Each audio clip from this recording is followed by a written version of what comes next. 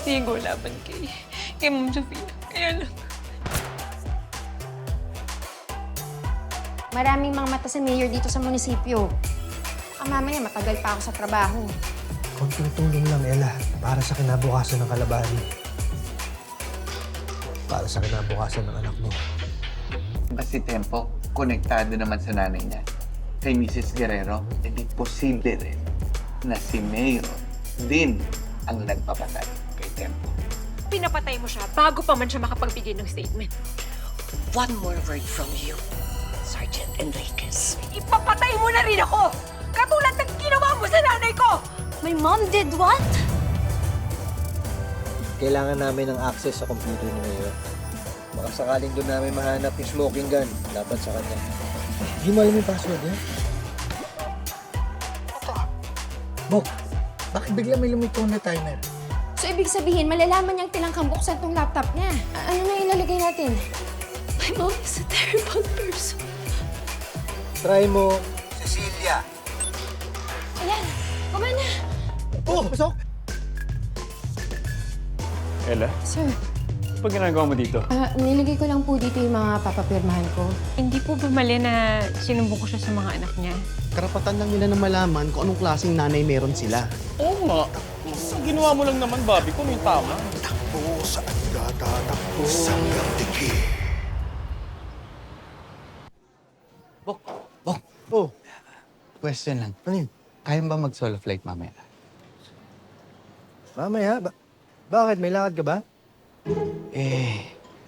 Kasi kami ni Selena magbi-video call kami mamaya eh. Naglalambing siya.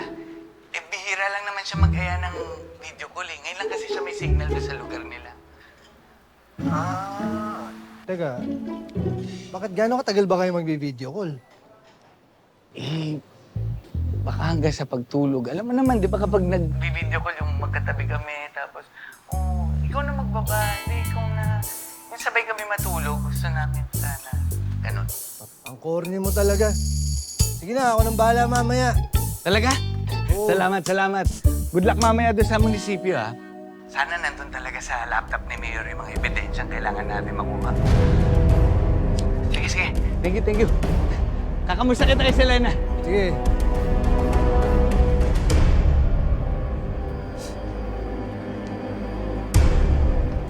Kailangan makarating agad kay Mayor to.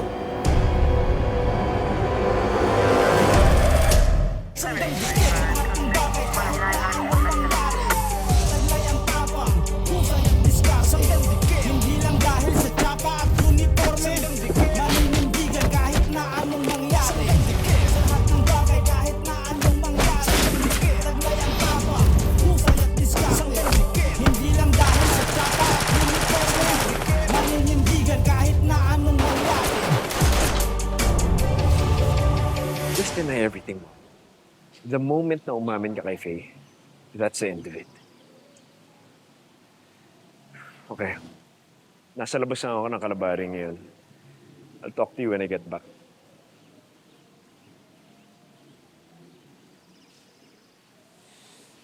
Sorry about that. Okay lang si tita? Yeah, okay naman. Nag-aaway na naman sila ni Faye. What's new, di ba? Lagi naman sila nag-aaway. Pero akala ko ba okay na silang dalawa? I mean, hindi na issue na boyfriend ni Faye, si Vince. Iba naman yung pinagawayan nila. Pero anyway, tara. Order na tayo. Layo kasi ng binyahin natin tapos hindi tayo makakain. Yes, actually, kanina pa ako gutom na gutom. Ikaw nga tong busy-busy eh. Phone call dito, phone call dyan. Dapat yata sa munisipyo na tayo kumain. Lalo tayo hindi makakain doon. I mean, lahat ng tao gusto kong kausapin pag nandun ako. Anyway, anong gusto mo? Sinigang na baboy? Mamaya na yan, please. Gutom na ako. Sige na. Order ka na dyan. Just choose anything you want. I have to take this. This is important. Okay? Okay.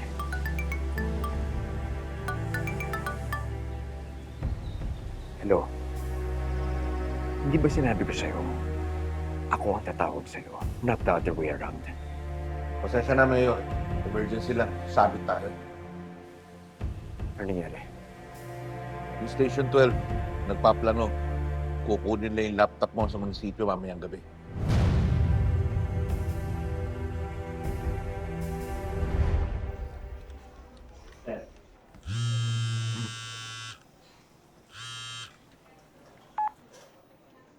Hello, Bobby. Hello, Tonyo? Bakit na nakikita dito sa buong Station 12, ah? Nagpaalam ako kay Chief eh. Hindi ko kayang pumasok ngayon. Ah, ganun ba? Sana pala pinuntahan kita kanina. Ngayon, pwede ka dumaan ngayon. Parang gusto ko kasi makapagkwentuhan eh. Gusto kong ilabas tong galit tsaka frustration na nararamdaman ko. Ayun, teka,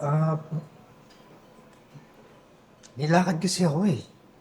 Ano ba yan? Kaso ba yan? Sama na lang kaya ako. Para maiba naman tong iniisip ko. Ganito na lang.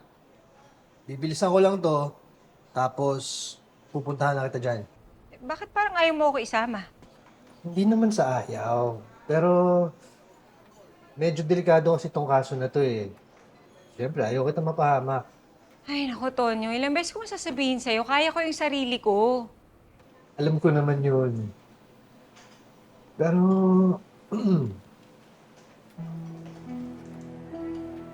hindi ka kasi official na kasali dito sa kaso na to.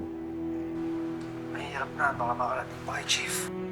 Ano ba yung kaso na yan? Bakit masyado yatang top secret yan? Basta sasabihin ko sa'yo kapag may linaw na.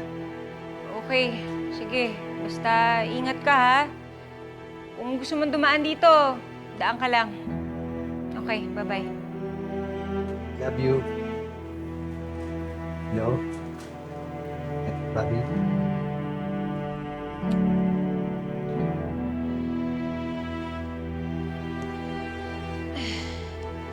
Hindi narinig.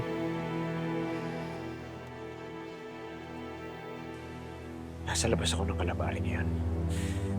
Baka nabuksan na nila yung laptop ko bago ako makabalik doon, ha?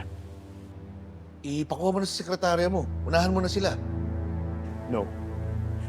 Ayokong ipagkatiwala sa ibang tao ang gamit ko. Baka mamaya nagtatrabaho para sa pulis sa mga yan. At saka hindi lang yung laptop ko, pati yung mga files at documents ko. Importante yun, hindi pwedeng makuha ng mga pulis yun. Anong gusto mong gawin namin, Mayor?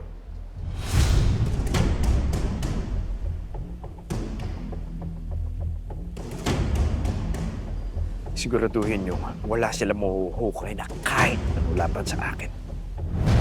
Paano ang collateral damage, boss? Wala akong pakialam kung sino man ang madadamay. Ang importante, pangalan at reputasyon ko. Kopya, boss. Kami na bahala. Sisiguraduhin naming malinis ang munisipyo. Ni katiting na dumi, walang makukuha sa'yo.